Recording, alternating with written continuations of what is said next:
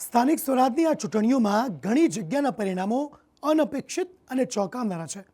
આ પરિણામોએ ભૂતકાળના તમામ રેકોર્ડ તોડીને નવા રાજકીય અધ્યાય લખ્યા છે.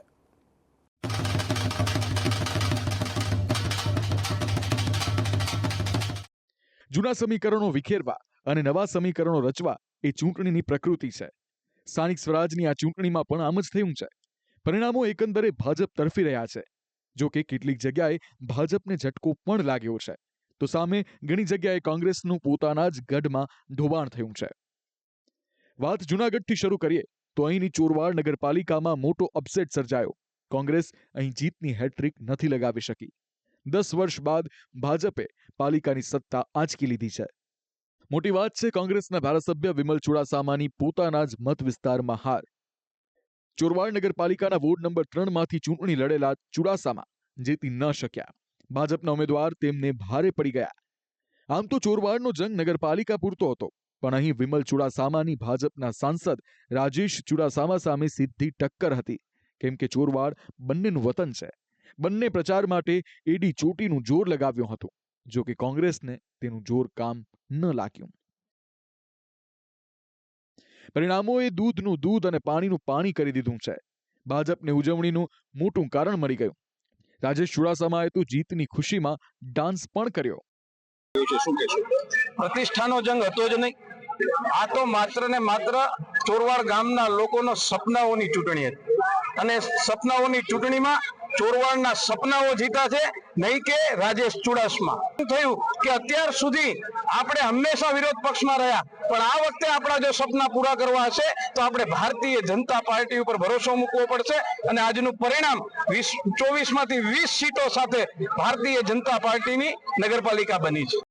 સાંસદ રાજેશ ચુડાસમાએ હવે વાયદો કર્યો છે કે ચૂંટણી સમયે કરવામાં આવેલા વચનને પૂરા કરવામાં આવશે. તો આ તરફ અમરેલીમાં પણ કોંગ્રેસનું ધોવાણ થઈ ગયું. જિલ્લાની તમામ નગરપાલિકા પર ભાજપનો ભગવો લહેરાયો છે. રાજુલા, જાફરાબાદ, ચલાલા અને લાઠી નગરપાલિકામાં કોંગ્રેસનો રકાસ થયો છે. એમાં પણ જાફરાબાદ, રાજુલા અને ચાલાલા પાલિકામાં તો કોંગ્રેસ ખાતું પણ નથી ખોલાવી શકી. ફક્ત લાઠીમાં કોંગ્રેસ 5 બેઠકો જીતી શકી છે.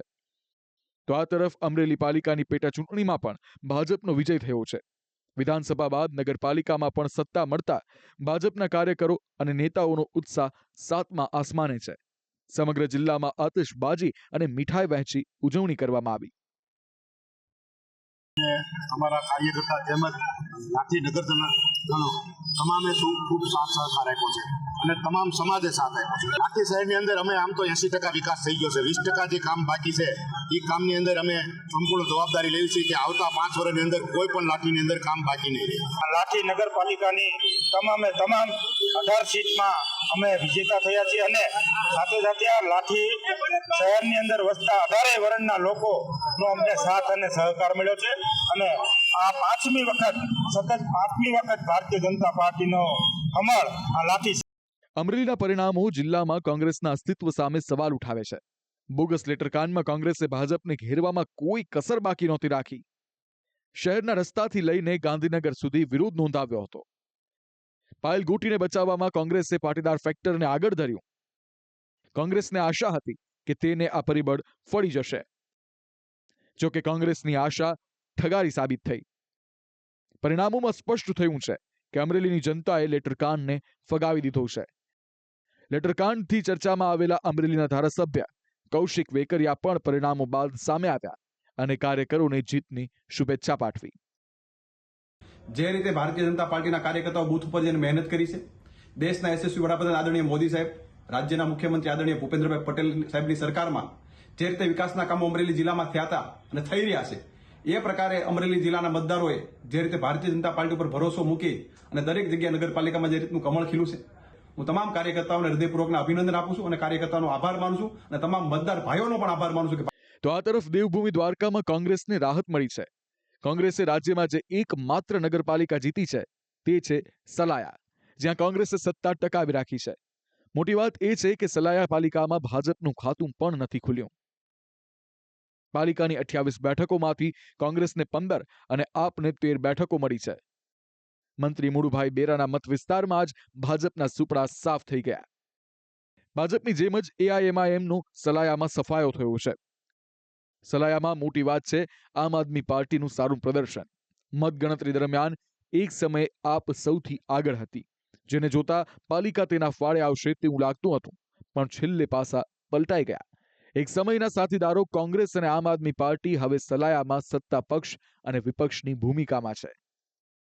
સલાયાની જનતાએ ફરી એકવાર સલાયા નગરપાલિકાની અંદર કોંગ્રેસ પક્ષને શાસન કરવા માટે બહુમતી આપી છે અને અમે જનતાને પણ હૈયાધારણા આપીએ છીએ કે આવતા 5 વર્ષ દરમિયાન સલાયાની જનતાની જે અપેક્ષાઓ કોંગ્રેસ પક્ષ તરફ રાખી છે એ અપેક્ષાઓ અમે પૂર્ણ કરશું. સલાયામાં જ્યાં ભાજપને ઝટકો લાગ્યો છે, ત્યાં દ્વારકા નગરપાલિકામાં ઐતિહાસિક જીત મેળવી છે. પાલિકાની તમામ 28 બેઠકો ભાજપના ફાળે આવી છે. દબાણોના ડિમોલેશનનો મુદ્દો કદાચ ભાજપને ફળી ગયો છે. ધારાસભ્ય પબુભા માણેકનો દાવો છે કે દેશના લોકોએ દ્વારકાના વતનીઓ પાસેથી શીખવું જોઈએ. નગરપાલિકાની ચૂંટણી આમ રાજકીય રીતે નાની કહેવાય, પરંતુ હું તો એમ માનું છું કે આખા ભારતે છે ને બધાએ પણ છે ને આ દ્વારકાના સમાજો પાસેથી શીખ લેવાની જરૂર છે. કારણ કે દ્વારકાની અંદર દરેક સમાજ આટલું સમજદાર છે, આટલું વિવેકવાળું છે અને દેશ પ્રેમી કહીએ તોય પણ હાલે. તો આ તરફ પોરબંદરમાં ઇતિહાસ સર્જાયો છે. જિલ્લાની 2 નગરપાલિકામાં ન તો ભાજપ કે કોંગ્રેસને સત્તા મળી છે કે ન તો આમ આદમી પાર્ટીને. આ બંને પાલિકાઓમાં સમાજવાદી પાર્ટી મેદાન મારી ગયું છે. કુતિયાણાથી સપાના ધારાસભ્ય કાંધલ જાડેજાને કારણે બંને પાલિકા સપાના ફાળે આવી છે.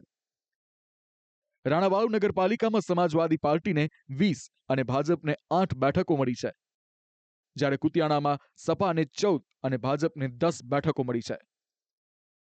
આ સાથે જ કુતિયાણા પાલિકામાં ભાજપ અને ઢેલીબેન ઓળેદરાના 4 દાયકાના શાસનનો અંત આવ્યો છે. ઢેલીબેનની સામે ધારાસભ્ય કાંધલ જાડેજાએ પોતાના ભાઈ કાના જાડેજાને સમાજવાદી પાર્ટીમાંથી મેદાનમાં ઉતાર્યા હતા. બંને પાલિકાની તમામ બેઠકો પર સપાએ ઉમેદવાર ઉતાર્યા. આ નિર્ણય કાંધલને ફળી ગયો. લોકોના પરિવર્તન જે 30 વર્ષથી પીછાઈ રહ્યા હતા, કોઈનું કામ થતું નહોતું અને માણસાને ત્યાં બહુ તકલીફ હતી. પ્રાથમિક સુવિધા કોઈ દિવસ કઈ મળી નથી, તોય કોઈ બોલી શકતા નહીં. અમે અવાજ ઉઠાવ્યો હતો અને અમને બધા આશીર્વાદ આપ્યા ભેગા પ્રજાએ, બધા અમારી સાથે રહ્યા છે. એ બધા પ્રજાજનોનો આભાર માનું છું કે મારી પર વિશ્વાસ મૂક્યો છે. એ વિશ્વાસ હું કાંઈ નહીં લગાવ્યો. હવે અમારી જવાબદારી વધી જશે ભાઈ, હવે જવાબદારી વધવાની છે અમારી. રાણાવાવ કુતિયાણામાં મતદારો જેની અમને સપોર્ટ કર્યો છે અને અમને મત દીધા છે એ બધાનો ખૂબ ખૂબ આભાર માનું છું અને બધા વતી હું એને આશ્વાસન આપું છું કે હું કુતિયાણાનું અને રાણાવાવનું એવી રાણાવાવની કુતિયાણા નગરપાલિકા છે એવી સરસ રીતના કુતિયાણા નગરપાલિકા બનાવી. જૂનાગઢ મહાનગરપાલિકામાં જ્યાં ભાજપે સત્તા ટકાવી રાખી છે, ત્યાં શહેરના પૂર્વ ડેપ્યુટી મેયર અને શહેર ભાજપમાં મોટું નામ એવા ગિરીશ કોટેચાને ઝટકો લાગ્યો છે. કોટેચાના પુત્ર પાર્થ કોટેચાએ શહેરના વોર્ડ નંબર 9માં હારનો સામનો કરવો પડ્યો છે. નવાઈની વાત એ છે કે પાર્થને અપક્ષ ઉમેદવાર અશ્વિન ભરાઈએ હરાવ્યા છે, એ પણ 4431 મતોથી. તો સામે ચૂંટણીના પરિણામ આવતા જ કોંગ્રેસના હારેલા ઉમેદવાર મહિપતસિંહે ભાજપનો ખેસ ધારણ કરી લીધો. પાર્થ કોટેચાને રાજકારણમાં એન્ટ્રી સમયે જ ઝટકો લાગ્યો છે. આ સાથે જૂનાગઢ મહાનગરપાલિકામાં કોટેચા પરિવારની એક્ઝિટ થઈ છે. આણંદની આંકલાવ નગરપાલિકામાં કોંગ્રેસનું સંપૂર્ણપણે ધુવાણ થયું છે. કોંગ્રેસના ધારાસભ્ય અમિત ચાવડાના મત વિસ્તારમાં જ કોંગ્રેસ એક પણ બેઠક જીતી નથી શકી. ચોંકાવનારી વાત એ છે કે આંકલાવ પાલિકાની 24 બેઠકોમાંથી સૌથી વધુ 14 બેઠકો અપક્ષને મળી છે. ત્યારબાદ ભાજપને 10 બેઠકો મળી છે. કોંગ્રેસ ક્યાંય નથી. સામાન્ય રીતે અપક્ષો કિંગ મેકર સાબિત થતા હોય છે, પણ આંકલાવમાં તો અપક્ષ જ કિંગ છે. જો કે 10 બેઠકો સાથે ભાજપ સમીકરણો બદલી શકે છે. છોટાઉદેપુર નગરપાલિકામાં પણ આંકલાવ જેવો જ ઘાટ સર્જાયો છે. અહીં પણ બહુમતી અપક્ષોને મળી છે. પાલિકાની 28 બેઠકોમાંથી ભાજપને 8, સપાને 6, કોંગ્રેસને 1 અને અપક્ષને 13 બેઠકો મળી છે. એટલે કે પાલિકામાં કિંગ મેકર અપક્ષો અને સપા છે. છોટાઉદેપુર નગરપાલિકાના પરિણામોની બીજી 2 ખાસિયતો પણ છે. સમાજવાદી પાર્ટીએ અહીં 6 ઉમેદવારો ઉતાર્યા હતા. તેમાંથી તમામ 6 ઉમેદવારોની જીત થઈ છે.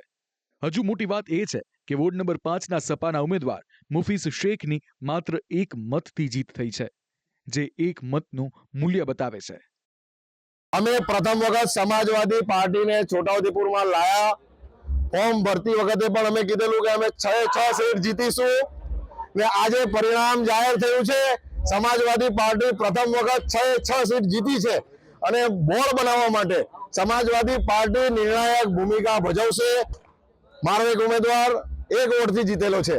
1 વોટની શું કિંમત છે એ આજે અમને અને પ્રજાને બંનેને ખબર પડી છે. 1 વોટથી મારો ઉમેદવાર જીત્યો છે. હવે જીતના જશ્નના દ્રશ્યો જુઓ. આ દ્રશ્યો છે પાટણના રાધનપુરના, જ્યાં નગરપાલિકામાં સત્તા પરિવર્તન થયું છે. ભાજપે 28માંથી 25 બેઠકો જીતીને કોંગ્રેસને સત્તામાંથી બહાર કરી દીધી છે. તેની જ ખુશીમાં રાધનપુરથી ભાજપના ધારાસભ્ય લવિંગજી ઠાકોર તાનમાં આવી ગયા અને કાર્યકરો સાથે ઝૂમી ઉઠ્યા અને વિજેતાઓને ખભે બેસાડીને વધાવી લેવાયા.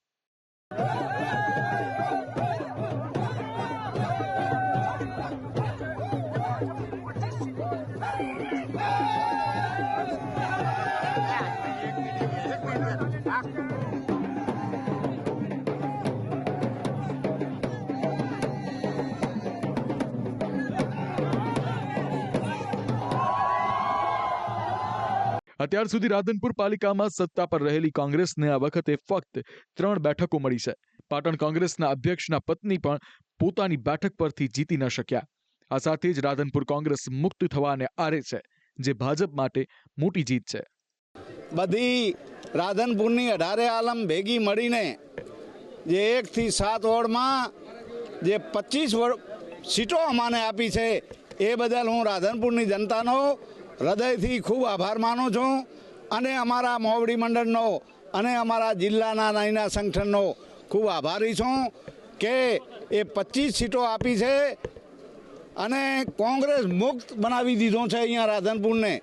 વડોદરાની કરજણ નગરપાલિકામાં પણ ભાજપનો ભગવો લહેરાયો છે. આ એ જ પાલિકા છે જ્યાં વડોદરા જિલ્લા ભાજપ અધ્યક્ષ સતીશ નિશાળિયાએ પ્રચાર દરમિયાન નિવેદનથી વિવાદ ઉભો કર્યો હતો. 7 વોર્ડની 28 બેઠકોમાંથી ભાજપે 19 બેઠકો જીતીને સત્તા જાળવી રાખી છે, જ્યારે કોંગ્રેસ 1 પણ બેઠક પર જીતી નથી શકી. તો સામે આમ આદમી પાર્ટીએ 8 બેઠકો જીતી છે, જેમાંથી 1 આખી પેનલ વિજેતા બની છે. આ પરિણામો પણ કોંગ્રેસ માટે ઝટકા સમાન રહ્યા છે. પરિણામોના ટ્રેન્ડ પરથી જોઈ શકાય છે કે આમ આદમી પાર્ટી કોંગ્રેસ પર ભારે પડી રહી છે.